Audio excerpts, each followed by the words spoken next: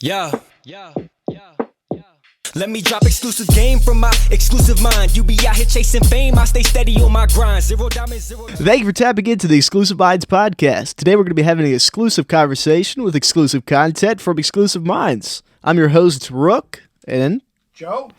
let's get right into it. Yo. We are back for episode 52. Yo.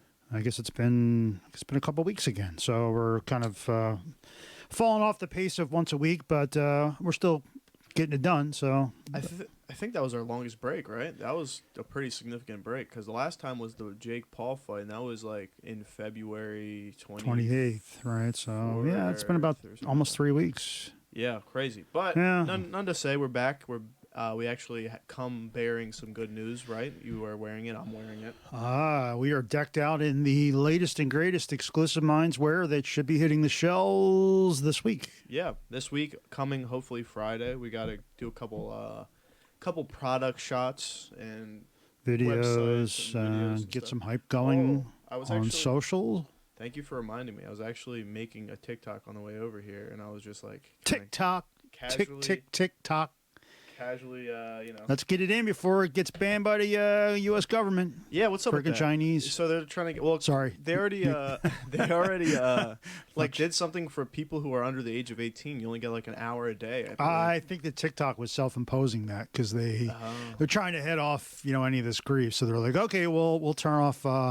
And I'm sure it's easy to beat. You probably just go in and say you're 18, even if you're 12 years old. And Sure, I bet you defeat could. it, so. Like, right, that's what I always used to do. I mean, I'll snitch on myself because I'm now over the age of 18. But back in the day, I remember like putting in my mom's birthday when they would Either ask. that like, or it's an you know. excuse for them to capture your driver's license and all that other stuff. Who knows? But I mean, I think there's still a lot of pressure for them getting banned. So now they're trying to just proactively get in front of it. And I don't know if it's going to work or not. Well, But yeah, because I think it was like a while back that we talked about how they could monitor your like haptic tapping and stuff like that. So even if you're not like necessarily getting directly monitored, they could see what you're typing, and that's just common knowledge at this point that they could see what you're typing and where the keyboard placement is that like legalized key logging? I mean, holy mackerel! Yeah, I guess they Get know, your passwords and everything. They know everything, right? So that's whatever. But like I said, my TikTok consists of memes, so they could see whatever they want. I mean, they could get any password they want. I'm not really hiding nothing. I guess like my bank account, but like, Yeah, well, what are they there gonna you steal go. from my bank account? Like you're gonna see the transaction. You know what I mean? Yeah. So whatever. But yeah. I mean, we went to go pick up the clothes on what was that? Friday. Yesterday, wasn't it? Yesterday, did we go get? No, Oh you my put the god, bumper I'm on losing my yesterday. mind. You put Yeah, the bumper on Friday. yesterday. Yeah. Friday. So we went to pick up the finished clothes Friday. So we're going to have sweatpants that Dave is wearing an unusual version of. Yeah, this is a prototype, I like to call it, because they were asking about it. Yep, we'll have sweatpants. We will have hoodie. I'm wearing the red. Actually, I guess it's only the red, right? The only red, yep. Yep. So Formula One red, and we have the T-shirt that you are wearing. Yes, the long sleeve T-shirt. The thing with the hoodie is me and Joe were talking. So if anyone listening happens to own like a Ferrari or something like that, we won't say no if they want to like let us borrow it. That's true. We won't say no, right? No. Okay, No. all right, fair enough. So if anyone has it, just go ahead and Yeah, we could use that reach for a out to photo shoot. our, Preferably red, but we'll take anything. I mean, yeah, if it's not red, then we might say no. Actually, red might not be good because it'll blend in with the color. So, No, but yeah. if you got a Ferrari and you can help us out with a photo shoot of our clothes, we would love you. Absolutely love you. Yeah. I kind of wanted to kick this off by asking kind of something like a little stupid question because you're an avid traveler, and I saw. Are we jumping off of topic here, or are we? Is this relating to the clothes? Jumping off topic, unless you had something else to add to it. No. I mean, just I guess we'll have the close out by Friday this week. We'll start to do some social and email blasts. If you don't know already, just check us out at EXMNDS.com. Oh, what about the promo code for the podcast? Yeah. Should we say that? So we're launching a promo code. So it's EXMPOD. That'll get you a 10% discount off of pretty much anything in the store. Yep. So if you are a loyal listener, that's a special code only for the podcast. We won't be doing that anywhere else. In addition, also during the course of this week, we Might do some have a giveaways. bunch of closeouts on the website. So some of the old stuff in sort of odd sizes like smalls. If you are a small, I really would encourage you to check it out because there's some super cheap stuff up there.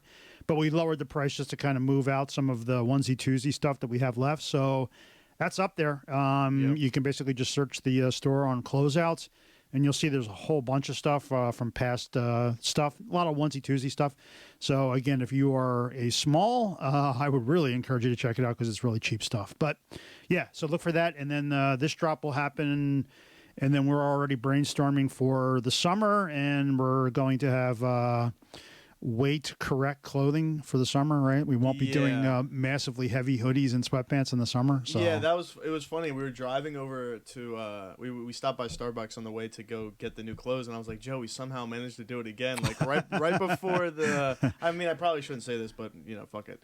Right before like the hot season's coming up, we're dropping like hot, 350 gram hoodies and 250 gram long sleeve shirts. Well, I mean, the hoodies are our thing, right? So that's kind of become our thing. It's our bread and butter at this point. But I mean, yeah, it is what it is. But I must say though, when fall came around this year and we dropped the 777 skull shirts and everything, everyone was complimenting and they're like, "Oh, where could I get this?" So it's like the style and the appeal for it's there, but maybe just the geographic and region, timing. location, and timing and everything kind of plays a part in that. So I highly suggest picking it up. I mean, you're not going to find as much bang for your buck, I would say, with the clothes. I mean, as far as the materials and everything goes, it's all top of the line stuff, I'd say. So yeah, and if you are concerned about lighter wear for the summertime, keep in mind that we do have the color change tees. We still have those up on the site. They're still we dropped in the middle of December. Yeah, well, I mean, there's some inventory there, right? And they're short sleeve, and they're definitely they're all set up for the sun. So when you walk into the sun, the logo changes color, which is really slick. I know that was really cool. And then we have the OG script shirt tees. We still have those, which is just the exclusive minds on black and white tee, lightweight. So if you're looking for something to get you into the warmer months or gym wear, we have it. So check those out. And then again, we have some leftovers in various sizes. It also includes a bunch of T-shirts. So there's some stuff there for the warmer weather. But this drop will happen on whatever I think the date is, but Friday, 24th, and then we'll probably not be too far out on coming out with some summer wear. Hopefully, we'll have that by I don't want to say late April because we'll never do that. Probably May, late May maybe. So look for that. We'll have more info. But we're rocking the clothes still, and you can definitely support the podcast if you want by just buying clothes. Right? Don't donate. Just there you go. Throw us a bone by picking up some T-shirts, hoodies, whatever it might be. So fantastic. I guess we'll leave it at that.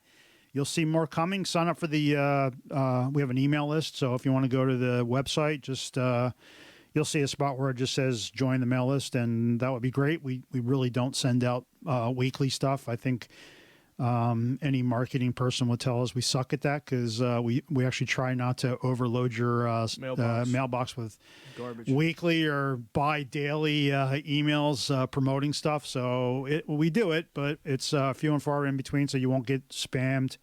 You won't get hammered when we send something out. It's because we got something to talk about. So no, great. That was good. Good ad read. Yeah. Good. Sorry. So, I mean, it was a little of the Exclusive Minds clothing advertising, but hey, we have to pay for this somehow. So hopefully that's it. All right. Sorry, man. So you wanted to get into traveling. Yeah. So there was a picture going around of this guy. He was eating a half rack of ribs on an airplane. And it was like a half rack of ribs and like coleslaw and stuff like that. And then Who does that? So then this also happened with me, but not with ribs. It was a woman. She ordered like there was like Domino's or Papa John's in the airport. Yeah, it happens. She brought the whole pizza box on the plane. Wow. So they let you do that?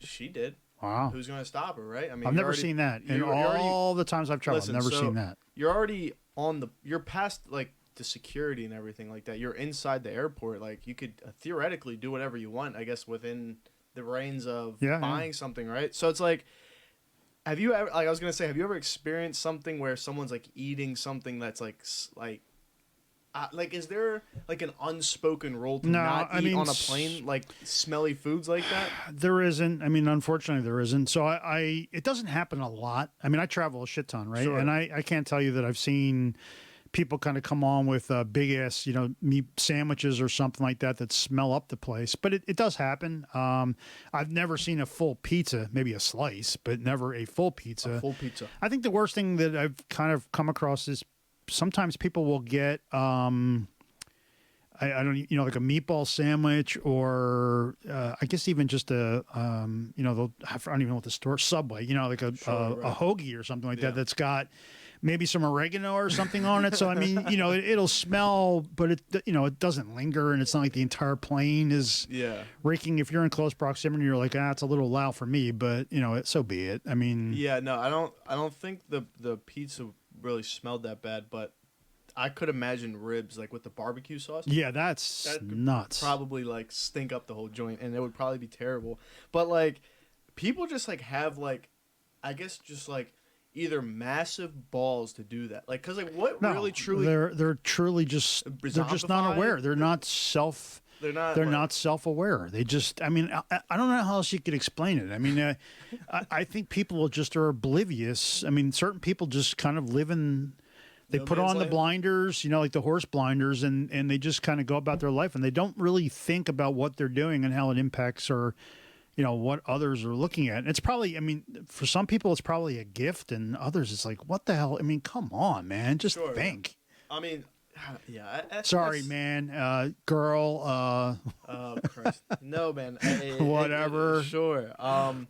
No, I was going to ask, so like being on the topic then, I guess, of blinders, because this is a good segue, is like another thing I saw, I mean, coincidentally, like a lot of my stuff I get nowadays to talk about is from Twitter, but another thing from Twitter was how much of the blame, and this is a great conversation for you because you are a parent, of how much of the blame is on the parent versus the content creator for our younger generation to see or consume content. Well, I mean, obviously parenting is a big part of it, right? And that's probably part of the reason for the collapse in society is there just isn't the traditional family setup. So that's a big part. But I'll say, as a parent who I think is okay at it and tries to keep my kids out of trouble, there's no way you can keep your kids away from social media. I mean, sure. So unfortunately, I think it's a little bit of a balancing act. Sure, you could try and take it away from them completely, but when kids become teens, they're going to have a phone and they're going to have access to it, whether you like it or not. I think unless you're super draconian, and then it ends up being worse, right? It ends up backfiring, and you end up causing your kids more harm by just not letting them live life. So parenting is I kind of laugh, right? Parenting is not easy, man. Sure, it's just not. I would imagine so. So I don't fault people who've kind of fallen into. I guess I'm looking at the other traps. side because like the way that this content creator spoke of it is like parents would like email him or write on the comments like, "Hey, your content is inappropriate for my child," right? But at the same time, the content creator is like, "Why are you letting the kid, your like, kid, watch my stuff?" Sure, that's where that argument. Look, comes it's into fair, play. but I mean, unfortunately, in the world we live in, right, there is no mechanism to I mean, other than becoming a draconian parent who is just so overburdening on your kids, where they can't have phones. That's like Ben Shapiro. You literally control. Well, his kids are 6 and 7, right? So that you understand. But when they get to be teens, yeah, I mean, like, what are you going to do? You're going to literally set up a firewall in your house on your wireless access point and shut it off at 10 o'clock at night, or I mean, there's a million things that I guess you could do, but I'm telling you, as a parent, right? You can that monitor has it. its own effects, right? I mean, I don't think anyone would truly be able to monitor it because even if it's not online with your online friends, it's at school. Like you go to school, someone's gonna be like, "Hey, by the way, you know what I mean?" Like there's endless amount of opportunity for people or kids to just find information nowadays versus before. It's like you don't have. Xbox party chat or PlayStation party chat or even like access to Google, Reddit, Twitter, endless amounts of things where it's like you truly could go, any part of the country at the matter of your fingertips and figure anything out. Well, I mean, the world's a different place from when I was a kid. I mean, God Almighty. Right. No, I mean, I don't. We can get into it, but I mean, it's so easy to get whatever you want these days, and as a parent, it's almost impossible to just, even if it's you, even if you shut your kid down.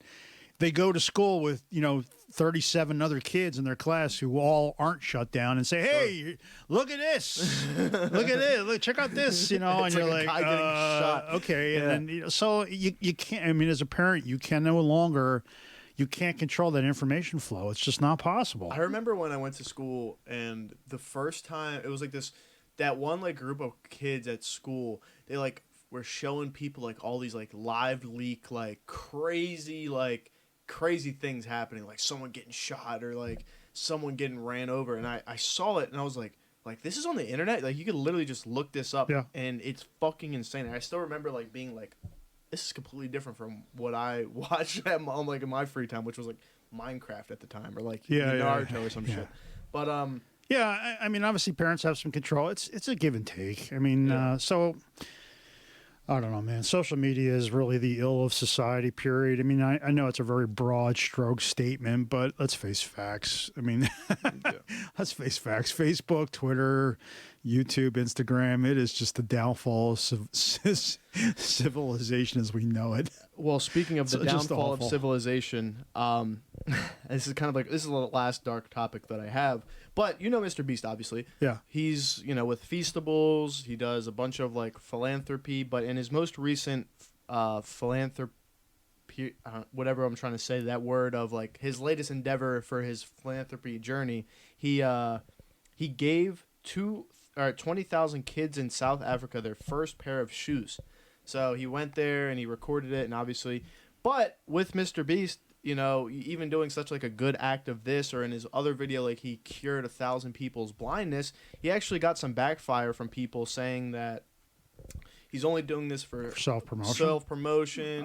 Okay. And his rebuttal though is all of the money that he generates off of his philanthropy channel, he donates 100% of that money into this, but they're like, oh, but you're still doing that for your other platforms, which is going to grow your subscriber count, and even doing something people are ridiculous with that, because I mean, it's a chicken and the egg thing, right? I mean, I have one take. You have to kind of create content or create buzz and talk in order to generate the revenue to be able to actually give it away, right? So I mean, that's a crock of shit. Of course, it's going to look self-serving. I have a hard stance on this, and it's not even close, not even comparable, because the way that I look at it is it's black and white, right? Look, like Mr. Beast went out. Sure, he could have recorded it. He could have recorded it, sold it, whatever he wanted to do.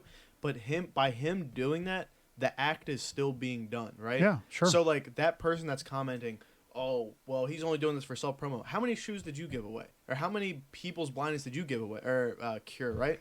None. So it's like, I mean, the only time that argument would stand is if they're making money on it. I don't even then. But even then, he's still doing that act. Like, he's getting money from. I mean, I'm kind of thinking to us with the breast cancer hoodies and stuff like that, and it's like we're still doing. Like, I mean, look, we're not doing it because we're trying to leverage that to make money. I mean, I don't know. I mean, sure, we promote it, but I mean, but you're also promoting a good cause by doing so. Right? Yeah. So I mean, I'm sorry that we are trying to do good and show that we're decent people. I don't know, man. Yeah, no, it's all fucked up because there's actually like a conversation. It's like, hey, why don't we just watch this guy? And that was like the whole thing back in the day with the YouTube pranksters, where like before like the whole like Roman Atwood era, the Vitaly era, where they would like just like give like a homeless guy like $100 or give a homeless guy like whatever, fast food or whatever, and then people would be like, you're only doing this for it being on camera. Well, it's true. I mean, it is being on camera, but that guy still got a meal that day, or that guy still got $100 that day, so it's like, he doesn't give a damn if they make, tens of thousands of dollars on the back end. He was, he got something that he typically wouldn't have gotten otherwise, right? Ah, man. You see what I'm saying, though? Yeah, I do, but, yeah, I mean, I don't know. There's a difference between like going and giving away 20,000 pairs of shoes to a bunch of kids, and I don't know, the homeless thing where you kind of give them $100 and video record the whole thing is. I mean, I don't know. I mean, that's a little. It is very self-serving. It's not altruistic. I think that there's a silver lining in all of it, and I just kind of look at it from that aspect. I mean, I think some people took some of that and made it altruistic in the sense that if the homeless guy did some act of good as a result of it, and promoted it as such. And you could sit there and say, well, look, it's kind of the, it's the butterfly effect, right? It's the, it kind of, it's rippling. A small deed turned into something much greater. Yeah. So, I mean, but I mean, a lot of that I think was definitely self-serving and self-interest generating. And yeah, I mean, and then you think of it from the opposite perspective where it's like, okay, let's say that a money-hungry YouTuber saw that X person gave someone $100. Now another person who's also money-hungry seeing that worked, that formula, maybe he gave another homeless guy $200, but then he's also going to get more money on the back end. So it's like there's also that good of like more people are helping the homeless in this instance of this person's getting $100, this person's getting $200, and then a bunch of micro creators are also feeding into that. So it's like that could also be a good thing. Yes, those YouTubers or those content creators who are doing that are getting obviously a significant more amount of money, but the act is still being done. You know what I mean? Yeah. So that's kind of like the whole thing behind it.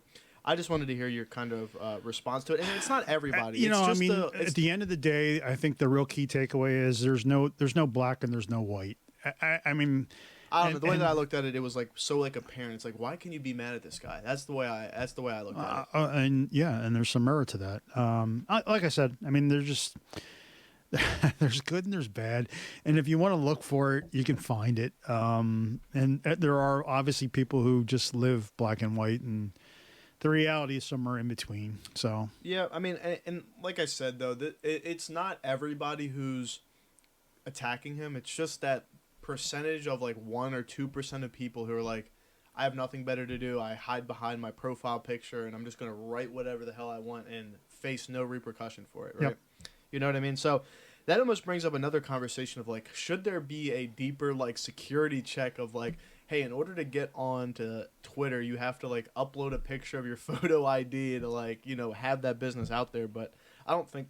Well, I mean, I know. So, I mean, obviously that mechanism is in place because there are certain social media sites where that's part of the approval process, right? I think with Twitter, I'm thinking with Twitter Blue it might be, but I know it's like. Oh, you're talking about the verification process? Yeah, where you actually have to take a photo of your ID and then you have to take a picture of your face and it matches it. So, it's like that's the thing on Instagram. It's kind of I just did it with so Noah wanted some Bitcoin for something and I had to do it through the Cash App because I had some Bitcoin in my Cash App and I guess in order for me to, I could buy Bitcoin all day long and it never asked me for any verification. Sure. The second I wanted to transfer money to somebody else, I needed to be a verified, User, who am I, right? And that was the process. I had to take a picture of my license, driver's license. Then they wanted to basically use the camera to take a real-time picture of me where I had to move around and stuff like that. And then I guess there's a computer algorithm on the back that compares the live picture to my photo ID to confirm that it's me and then allows me to make the transaction. And I was like, holy mackerel. I was going to make a joke coming on here, kind of when you're on the topic of finances. I was going to be like, it's your two favorite Silicon Valley bankers on the podcast. But like, I mean, with all that new generation of currency, we've seen it with FTX and everything like that. It's like all it takes is one person to have like to get the trust. Like with FTX and Sam Bankman-Fried, Fried. Yeah. All he needed, he had like the cosign of like BlackRock Investments or whoever it was, and everyone else was just like blindly following him to it. So it's like the same thing with that. It's like. Who the hell knows if it's like a robot that's actually doing it or some person like an intern just like it was too quick to be a person. You think so? No, no way. Maybe it wasn't some sort of AI then. And and of course I just blindly did it without even thinking about it. And then afterwards I'm like, holy shit, you want to talk about like kind of a security risk? Like I just gave these people my driver's license and a video of my face for recognition, and I'm like. Yeah, that was kind of dumb. I mean, I think Cash App it's backed by one of the. So I'm sure there was a privacy policy, and I don't remember it coming up.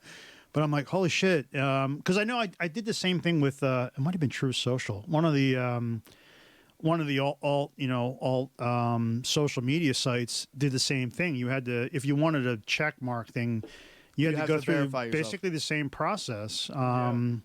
But you're turning over a lot of information, and I'm like, holy shit, like this is the TikTok thing, right? Where they're capturing everything, and I'm like, God, they're just, oh man. No, you're like, if right. you want to get off the grid, good freaking luck, right? Yeah, dead ass. I mean, we kind of touched on it, but what are your thoughts? I mean, I kind of had a couple more finance things on here, but I guess it would be a good segue considering we talked about it. But the whole Silicon Valley Bank. Yeah, what do you think about that whole fiasco? Did they not learn from the previous 12 months or 6 months even of past events? Like what was the deal there? I mean, I think I have a fundamental understanding of kind of what happened, and at the end of the day, it was just really, really, really poor management, right? That's it. Bottom line, right? Yeah. It wasn't. It wasn't. I don't think that they were intentionally trying to defraud anybody. They weren't, trying to defraud the government. I think that they just had a bunch of people running that bank that apparently were financially stupid, which is a crime in itself, I guess. And they said the board of that bank, there was literally only one guy who had any banking experience. All the other board members were mainly, all the buzzword acronym people, right? They had nobody who had any banking experience, and what they did was just stupid, right? They had to. All banks basically hedge against interest rates, and these guys didn't, and they got caught with their hands in the cookie jar. And from everything I've heard, they, basically the government shouldn't have stepped in. They should have just let the bank fail. Really? That's the way it should work, right? I mean, why the hell are we paying for it? And I know Biden said, we're not paying for it, which is a crock of shit. We're all paying for it. Okay, so to break that down even further, the insurance for a bank, for the regular person is like $250,000. Right. It is. And I think it's a little bit more if you're married or something like that. I don't think so. You don't think? No, I don't. I'm pretty sure. I think it's just $250,000 per account. Per account. Okay. But anyway, long story short. So, I mean, if your wife had an account and you had an account, you could get $500,000, sure. I suppose. But most of the people in the Silicon Valley is that's all tech 96% of the people in that bank had well over that. Had more than $250,000, which is unheard of when it comes to banks, right? Yeah. I don't know what the actual average is, but if you go like a Wells Fargo or some of these other mega banks, right? People have it is a much different portfolio. It's like a complete opposite, right? Oh my God! Yeah. It's like 96% of the people have less than $250,000 or something. I don't know what the exact number is, so don't hold it to me. But it definitely is inverse of what happened here, right? So it's like this was a bailout of rich people. Yeah. I mean, pure and simple, it was a bailout of rich people. And to name some of the names that were in this, you're talking like Roblox, Roku, Spotify, or not Spotify. Shopify was in it. Roku had like $400 million in the bank. Roblox had a couple $100 million. To answer your or to go off what you said, the whole promotion of it was, hey, this is not coming out of taxpayers' pockets. This is coming out of a fund that banks buy into, or an insurance. So I mean, the policy, right? FDIC is I don't know if it's government run. I guess it is government run, but it's funded by basically fees that the bank pay. It's kind of like an insurance policy, right? Which is exactly what it is. So the banks, I don't know how they determine that, but the banks all pay into it. So in theory, right, the FDIC would cover the $250,000 for losses for pretty much any bank if it ever folded and collapsed, right? That's the safety blanket to keep you and I, right, the mom and pops, feeling comfortable with the whole banking system, right? So this they're going to use that mechanism to basically just reimburse everybody regardless of the amount of money in there, right? Yeah. So if you had $250,000 or less, you're covered, but if you had $250 million, they're covering you. So I think it's kind of one of those things where you have to kind of understand the nuances, right? The bank had backing, right? The investments so when you put money into a bank, right? Any bank basically takes that money and then lends it back out. Sure. And if they ever got a 100% rush on the bank, any bank would be screwed, even Wells Fargo or Bank of America, right? But the reality is that never happens. And that's right? where the whole the FTX thing is interesting, because FTX was loaning out their own shares of FTX coin. So they were like, all right, that was a little bit different. If though. you give us like $1 million, we'll give you, I forget the ticker for whatever the fuck it is, the FTX coin or whatever. But FTX coin only mattered however much they had. So it was like, I'm going to give you imaginary coin. Not the same situation. You know, but I know that's just kind of like a scenario. The bottom line is the bank has assets, but the problem is those assets were all like 10-year government bonds. And because the interest rates have gone up so much, those bonds became they weren't worth less. They just didn't have the same return and the same equity that they would have if they hadn't completely leveraged across the board on this one asset class. And so what ends up happening was they had a run, because I guess people were getting word that they were sort of isolated in this one thing. And so even a slight run on the bank caused this ripple effect that they had two options. One was to try and liquidate those assets at a loss, which is what they ended up doing, and that's why they lost $2 billion overnight. Right. But they're still backing there. So even though the bank, someone has like $400 million in assets, that doesn't necessarily mean that the government is backing $400 million, right? The government may have to back, 2 million or 2 million of that $400 million or there's some number, right? So sure. It's not necessarily as bad as it looks. It's bad, but it's not. It's still. What's also bad about it too is, like you said, it caused a ripple effect. But not only with that bank, with other banks. I forget the name of the other banks, but because some of them were doing the same sort of thing. The same thing. And people were pulling. At the end of the day, out of the banks because they were worried about that. Yeah, all the legitimate banks have been fine. Like Wells Fargo's fine, Bank of America's fine. I heard Wells Fargo is like kind of like a shitty bank, like it's kind of corrupt or like they had problems years ago, but then I think that they've kind of gone the more clean route. Yeah, sort of the straight and narrow to avoid a lot of this stuff. Yeah. I remember doing a paper on them in college, and it was like they used to just open up accounts for people. Yeah, and they were paying their bank people to we'll give you $100 bonus for signing up an account. Sure, right. So when you came in to have a conversation about signing up a checking account, at the same time, and you only wanted a checking account, they would open up life insurance policy, all kinds of other stuff that you didn't ask about, and that's where that whole collapse came from, right? Yeah, right. So I saw that in the news, and I was like, obviously doesn't affect anyone that's not making or that has over $250,000 in the account. So, yeah, it's clearly a bailout of very wealthy people. A lot of people say it shouldn't have been done, and you should have just let it fail, and that's the way it goes, right? And it's funny because they have all these people they're interviewing who are very rich people who all go, yeah, we knew the risks, right? I had $50 million in the bank, and you're right, you shouldn't have saved this, right? I knew the risks, and I'm like, holy mackerel, what is the deal here?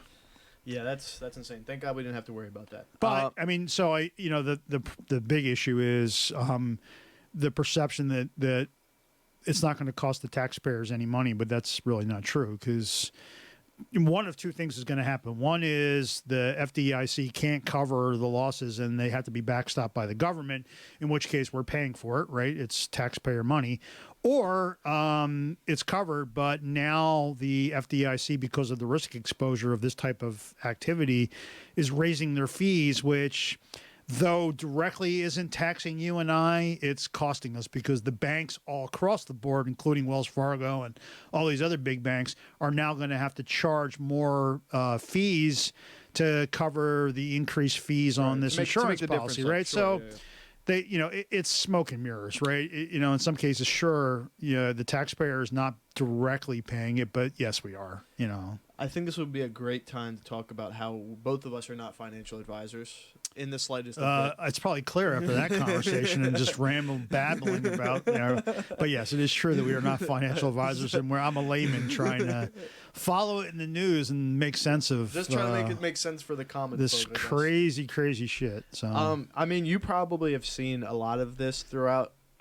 So I should add, this is kind of also the problem in the world, right? Because I think there's probably a large swath of the world who the GP doesn't care about it at all because it didn't directly impact them, even though it is in a microscopic way. It will right. impact. I mean, them it's one of these things where I just like you always see these man on the street reports where they go out and they're cherry picking the people, but they go a lot of times they go to colleges, right? And they ask the stupid, just basic questions. Who is the 45th president of the United States? And they can't answer it, and I'm like, I just shake my head and I'm like, man, really? There is people who are like you're part of this world, right? They live by the saying, even though it didn't impact, bliss, right? So it's like no sweat off my back if I don't know, and who cares, right? They just go about their day. But then those same people are also the same people about something. I know. So it's it doesn't make any sense. It's like if, and I guess I fit in that category too. I must be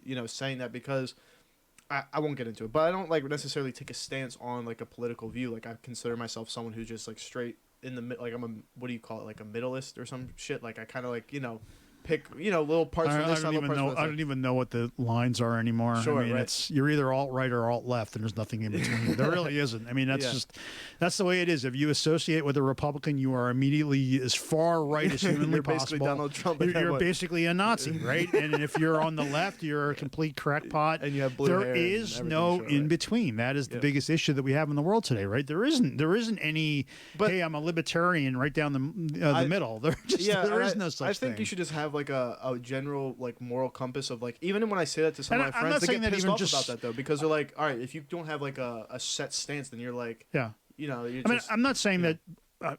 Okay, so I'm sort of saying it from a political angle, but at the same time, it's just.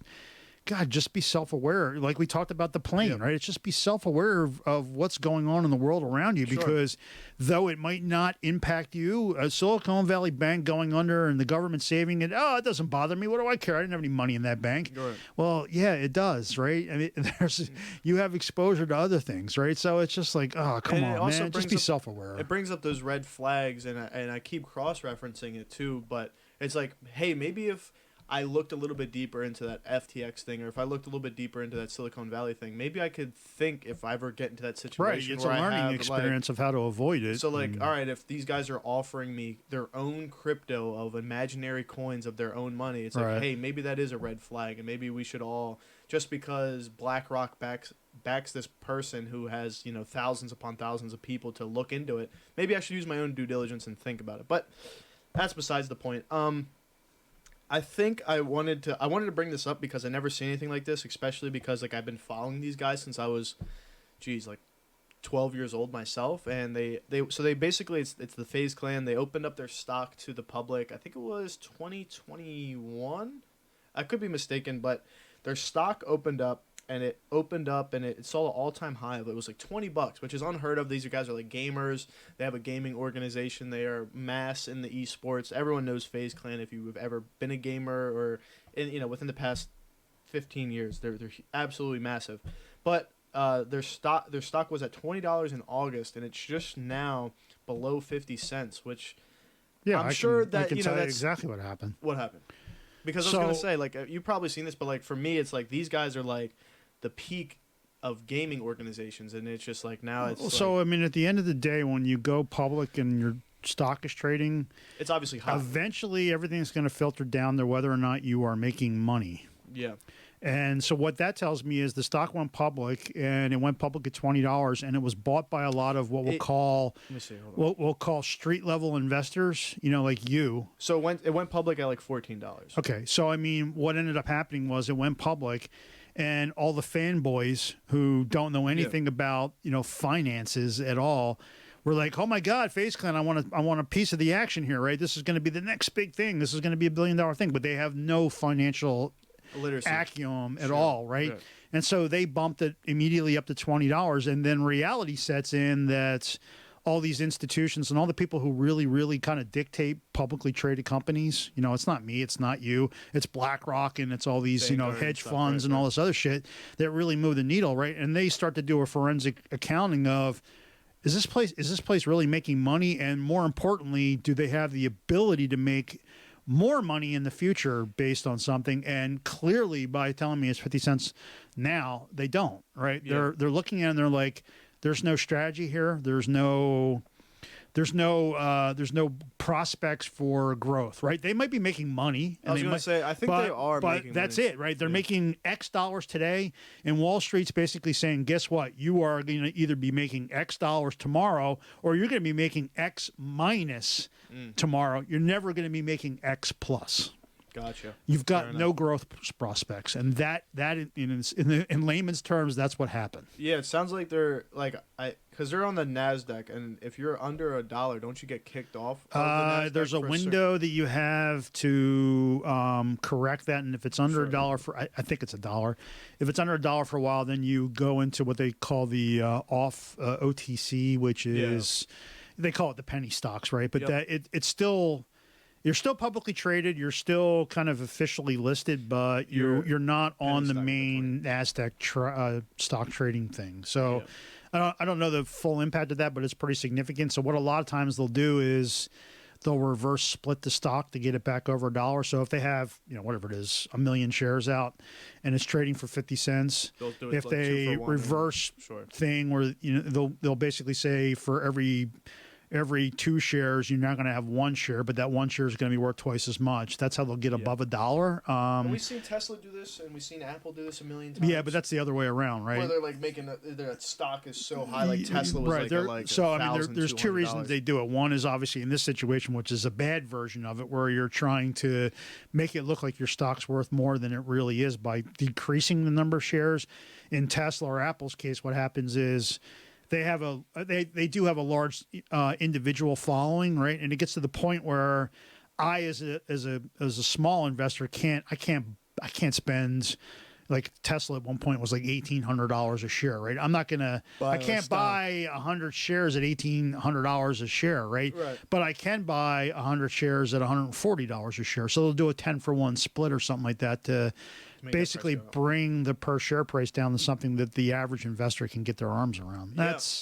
It's a good thing though, usually, because the only time that happens is when it's just going to Pluto, right? Yeah, and they're trying to level set it. And I like that they went to the NASDAQ because, like you said, it does give people who never necessarily weren't interested in investing a chance to invest. Now, it's one of those things where you kind of have to A/B test it a little bit, and you lose some money, and that's just kind of how that goes. But at least you're doing it. At least putting yourself out there to do it. I mean, in this situation where me and you we're messing around with the metaverse coin, and it was just like Decentraland. Well, I mean, that's very much like trading stocks. It's the same premise. We put out like $100 where it's like, hey, if we lose it, it's not we're not going to be rubbing 2 nickels together, but it ended up working out. So I think that and you kind of experienced cost averaging, right, with quant. So instead of buying all of it at one time, you hedge it over time to get a more balanced price, right?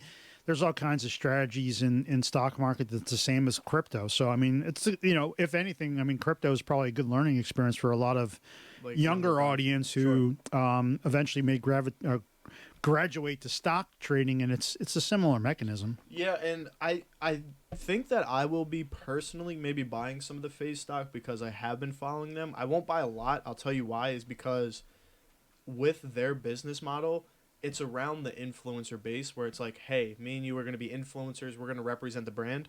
Where it's like, what if there's a situation, and they almost had a situation a couple years ago where they came out with like a fake crypto coin, and 3 or 4 of the guys got kicked off the team because it was a scam, essentially. Well, right? You can't do that anymore either. I mean, if you're publicly traded, there are very strict rules, and you'll get busted pretty quick doing that shit. So I guess that I would imagine there is a lot more right people in the right place, but at the same time, because I mean, let's face it, it's very lucrative, I guess. I mean, they probably had a lot of what we'll call alternative ways of getting revenue, right?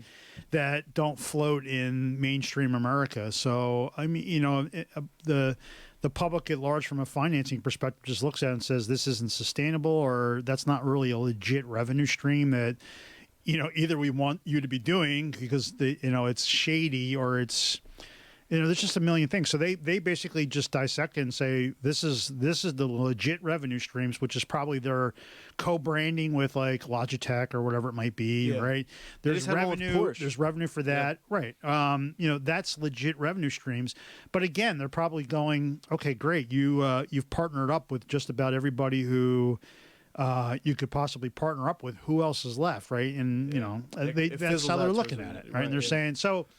It's just like Bitcoin, right? I mean, Bitcoin was what we say, like 67 grand, and then over time, right, everything sort of balances and it finds its point where it makes sense. Yeah, I mean, and that's kind of where we're at, right? I'm curious to see the future of Bitcoin though, because like in layman's terms, looking at it, it's like it could skyrocket again. Like looking at how it was back in 2017, it went up to like $9 grand, and that was like, holy shit, this is the peak, this is the pinnacle. We never seen any stock touch $9 grand like this before, or crypto touched $9 grand before.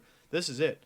And then it shot down to like, I think it was like 2,000 or 3,000. Yeah, I mean, I don't know. My thought on what's Bitcoin at now anyway? It's probably, I'm gonna guess 22, 27 actually. Okay. So I mean, what has typically transpired recently, right? Bitcoin kind of found its range, and it was like anywhere between about 18 and 22,000 over the last. Sure. Seems like it's been a year. It might not have been that long, but now it becomes sort of an outlet for people based on world events, right? So when SVB just tanked, that's when Bitcoin spiked like $5,000 because everybody's like, oh, I got to get into Bitcoin because real banks suck. Yeah. And the reality is that I'm guessing, if I had to guess, right, I'm not a financial advisor, I'm guessing you're going to see Bitcoin pull back once the smoke kind of clears from this, and people go, yeah, this isn't such a I'm great more or less idea. talking about that 4-year cycle, because if you have the Bitcoin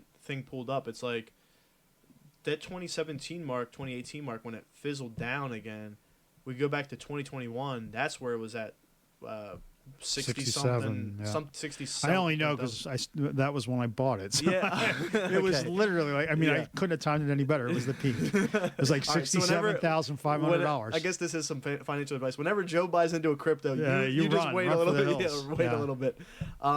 But yeah, so I don't know. I'm curious to see what that timeline looks like, because it fizzled out 2022. So maybe revisit this conversation 2026 and see how things look. I mean, clearly there's some merit to it. I mean, it's not going away. I'm still, obviously being a grizzled old aged veteran of the world we live in. I mean, I would never buy anything other than Bitcoin or Ethereum, and that's it. I mean, yeah, I just bought some Ethereum actually. Just to And I don't know. I mean, Ethereum is 1800. So I bought it at 14. Okay, well, yeah, so made a couple bucks. Yeah, I mean, I don't know. It's funny. We were all hot and heavy about that, and that was like a daily conversation of our podcast. And then it just sort of like, I mean, it just kind of fizzled. It's like, it's not that much fun anymore. we went with the talk of the time, and that was. What's really funny though? We should probably make an effort. I mean, at least I should make an effort to kind of go back. I mean, I don't even know what the hell was the. I'm drawing a blank. What was the NFT trading OpenSea? Yeah. Like, is that still a thing? And are people just kind of got done and realized they got burned by it? I mean, are the Bored Apes still like $1 million? So all of the from the communities that I follow, and obviously Marcus being a good friend of mine, keeping me in the loop with it, it is still a thing. Like, there's a lot of communities that are still active and still pumping. He just looks at it as like all of the people who are in it for the hype are no longer in it, and all the people who really want to do it are there now. They're there now. So, but I mean, seriously, please tell me that the Bored Apes and we can look, right? the whatever the hell anything the crazy tigers. Tell me all that shit isn't still trading for thousands and tens of thousands and hundred thousands of dollars. Just, I mean, just to give you guys please tell me a point of reference, the OpenSea app, I had to re-download it, and I already downloaded it. And didn't they? I mean, they got all kinds of bad press too, right? Didn't they have some dude who was like like internally playing both sides of the fence and stuff like that? Who really knows? Probably, right? I mean, who really knows? Okay, so Bored Ape Yacht Club is the one you're talking about. Yeah. So the floor price as of March 19th is 61.8 Ethereum. So you said it was at what, 1800? So that's like 120 grand. See, that's still ridiculous in my opinion. Yeah. But I mean, that's got to be way down from the. I mean, those Bored Apes. Oh my god! were Remember like, they were going like for like $500,000, $1 million. yeah. I mean, oh my god. So I mean, I guess Yeah. that's kind of coming back to. Well, I won't even say reality because that just still blows me away. And but, I wish I knew, but the listed apes that are on sale right now is 3.1% of the total apes available. So out of the like, how many are there? 10,000. That's so 3% of 10,000. What's like 3 point like 30 or 310. yeah, 310. Yeah.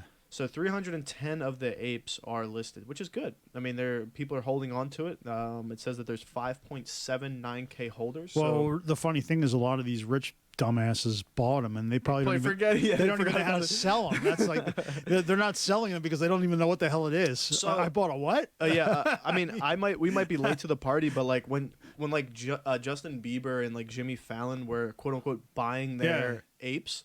They were not actually getting bought their apes. They were not actually going like Justin Bieber wasn't there. Yeah, they buying were his ape being given one for the hype, for the promotion Yeah, of it. I know. Yeah. And that I feel like was something that people like the common folk didn't want them to know. You know what I mean? Of course not. And but you knew that was happening. Sure, you knew they right, weren't yeah, paying that kind of money for that shit. And it's crazy. It's absolutely nuts. But It's like Kim Kardashian and shit, right? Yeah. Come on, you know she's not buying this crap. They're giving it to her.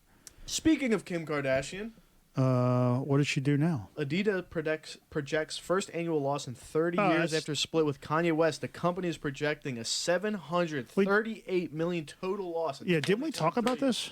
We talked No. about this. Yes, we did. We talked. Did we talk about that? Yeah, in the last podcast. Yeah. Fuck, bro. But anyway, But it's so funny, right? I mean, think they've got they talked they've about got signing hundreds it of back. millions of dollars of inventory. They're talking about burning. No. They're talking about bringing him back. I thought. No, I don't think so. No. No way. dude. I thought that they were like in negotiations of maybe signing him back, or he was making like an appearance again because he kind of wanted to. It go would make back. sense. I mean, he's been off the radar forever. I mean, it's been months since he's, wanted I to think, come gone back. batshit crazy. He wanted to come back and talk about his stance with that whole Hitler situation, and then talk about how he wants to make a run for the 2024 presidency. Oh, please. So that's what I was told by. Yeah, but I know that Adidas, Adidas is taking in the shirts. I mean, like, Yeah, tough man. one. That's rough. It's rough. It's extremely rough. We talked about this because I remember I said I haven't been on the Confirm app, and I'm like, Yeah. I don't even see. That's how long it's been since. I don't even. I mean, ever since he Was left. that number out? The 730 million though. Yeah. They put it out. I mean, Damn, it was like, so they said something about there was a couple $100 million in inventory that they literally don't know what to do with because I guess it's all Yeezy branded, and they're like, we can't put it out. Which is, I'm like, just sell it. Who gives a shit? I mean, nobody cares. People are gonna buy it, especially. I mean, like, even if they take a hit, right? They're not selling it for the $230 price that they were once Right. selling it. They're making those shoes for $5. I mean, if they're right? so Like, worried about, sell it, and that way at least you can recover your raw cost, and then just donate whatever profits to, Sure. some Mr. Beast and, whatever, the some giveaway shoes. one of the whatever. Just I mean, so it's like they have. I don't know, man. It just the whole thing is just so freaking screwed up, man. Yeah, you'd think that they would have a better solution. I have two more topics. Go ahead. I don't. Okay. So the first one was on my way over here. I was watching a video about these gliding drones by a company.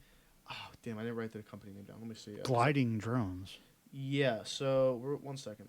I don't want to misspeak. So it's called Zipline. Sorry. So basically what Zipline is doing is they're coming into the business of doing the the drone delivery service, kind of like how Amazon was talking about, but they're actually making it happen. And they're doing like drone delivery in some major cities, but then the gliding drones, which are the big like wider long range drones, they go 150 miles round trip, so 75 and then 75 back. Yep. They're doing a what do you call it? Like doing stuff for hospitals. So they have like a contract with a hospital in these villages and these remote villages where they have a location. They have like a pit crew, and the hospital will order, hey, we need like a blood sample or whatever it is. They'll, return that order around where there's like a whole pit crew dedicated to sending out these big drones that could go 75 miles in each direction and then come back to their headquarters, which is super awesome. Like they didn't get no coverage up until I think it was yesterday, where Mark Rober, who's a YouTuber, he used to work for NASA, he made a video on them, and I highly recommend people go check it out because it's super dope. It's insane. Like every 90 seconds, like I said, they would send out a new drone to go deliver these let's supplies face to facts, the it makes hospital. sense. Yeah, and I think the problem too with the whole Amazon thing is they had an idea. Maybe they just necessarily didn't find the people. They didn't want to recruit the people to make it happen. But their drones were like super loud. The blades were like in the pictures. I mean, so the Amazon problem is probably scalability, right? I mean, but it's Amazon at the end of the day. They could scale that. Yeah. I mean, it's scaling to a mega thing where it sounds like this is a little bit more approachable from let's start it and do it. But I mean, hospitals make sense. Anywhere where you have to get remote deliveries or remote services where it's expensive as hell to send a person in a car. I mean, what the heck? So now they're doing Zipline stepping in, and like I said, in the urban cities, they're doing terrible name though, because all I think about is that thing where I hang on the top the cable and swing between trees. I mean, that's ziplining. So with them now, they're doing like food delivery. So instead of like sitting in a car having all this cost, Here we go. We're saving humanity, by delivering medical supplies to some sub-Sahara African outpost. And now we're delivering freaking McDonald's to some lazy ass person. One's gonna pay who's for probably the other. Probably a depositor in Silicon Valley Bank. I mean, come on. But that's where they're getting their money from, right? They're gonna have some. That's the problem with the world we live in, right there. That's it. You just summed it up. Like in cutting edge technology, they'll save the world to delivering freaking Uber Eats. So I highly suggest you guys go even just watch the video for 5 minutes. Go watch the video for the right reasons, not the wrong ones. Don't be one cool. of those YouTubers who does it for the self-promotion and the publicity. Oh, full circle. There we go. We're tying all this shit together in this podcast. I know, a lot of closed circles being closed here. And then the last thing I wanted to talk about was a super cool video I saw by TraxNYC. He's a New York jeweler. So he's, selling diamonds, lab diamonds, everything. He was actually in the movie. Lab diamonds? Yeah, like lab diamonds. He sells. Are they creating fake diamonds in the lab now? No, they're not fake. They're lab diamonds. There's a whole different subcategory to diamonds. So they're taking a piece of carbon and just artificially pressurizing it and creating a diamond. And for example, they did like one with like a VVS diamond, real one, and then a VVS lab diamond. So the question I have, as someone who bought my wife a diamond ring a long time ago. Can you tell the difference between? You can't tell it unless you have it under like a heat. Like if someone comes up to you and they do one of those like mall diamond testers, it would test as real. Diamond. But unless they put it under like a special like Holy UV shit. like. So I should tell my wife to sell her real diamond as fast as possible while it's still a market for it. Sure, until these fake ones hit. I'm not fake, but the lab ones hit. Yeah, but anyway, so he. Sorry, you're good. Go ahead. He was in Uncut Gems. And he does a whole thing for his TikTok. And his most recent video as of recording this was he gave away, he buys gold like ingots, like these little gold ingots, and he'll give them away to people on the street, right? But he just, like the way that he looks and the way that his presenting it is, so it's a $2,000 gold ingot, and he's acting and like then they throw it out so he's acting as like someone who's like a like giving like a bus ride or something. He's like, hey, do you want to please take this out of my hand? And people will walk by, but his confidence is like, hey, take this. Like he's so confident, and the underlying message that I kind of took out of it, and someone kind of analyzed it as well, was when you have that value, the perception of people's thoughts or what people think, it all just vanishes. Like, he knows that he has a valuable gold ingot. He's just handing them out. But to other people, he looks like a crazy person just handing out flyers. But once you have something of value like that, you don't care what people think, right? And it's just super cool to see. Like, well, no, I'm not sure I follow you here. So when you have something... Are you criticizing the people who don't take it? Or No, I'm just saying, like, from his perspective. I'm only commenting on him, not what other people think.